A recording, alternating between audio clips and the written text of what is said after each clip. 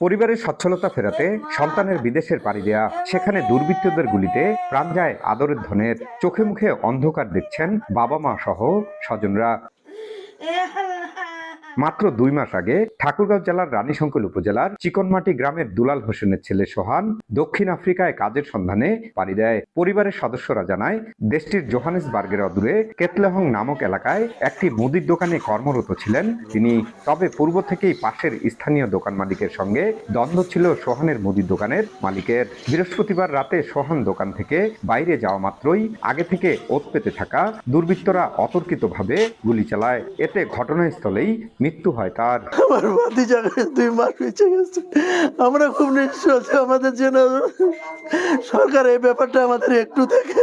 আমার ভাতিজাকে যেন আমরা ফিরে পাই। দুর্বৃত্তরা গুলি করে প্রায় 8 থেকে 9 রাউন্ড গুলি করা হয়েছে। গুলি করে তাকে মেরে ফেলে চলে গেছে। মেধাবী ছাত্র ছিল এবং সর্বোচ্চ সে রেজাল্ট করেছে আমার প্রতিষ্ঠান থেকে। সোহানের এমন অনাকাঙ্ক্ষিত মৃত্যুর খবরে এলাকায় শোকাবহ পরিবেশ। মরদেহ দেশে ফিরিয়ে আনতে সরকারের সহযোগিতার দাবি পরিবারের সদস্য, স্বজন ও এলাকাবাসীর। সরকারের কাছে একটা আবেদন যেন আমার ছেলে আমার কাছে জানা দেয়, আমি নিজের হাতে আপনাকে মাটি দিতে পারি। আমি যেন আমার ছেলেকে নিজ হাতে গোসল দিয়ে আমার ভিটা বাড়ির সামনে মাটি দিতে পারি।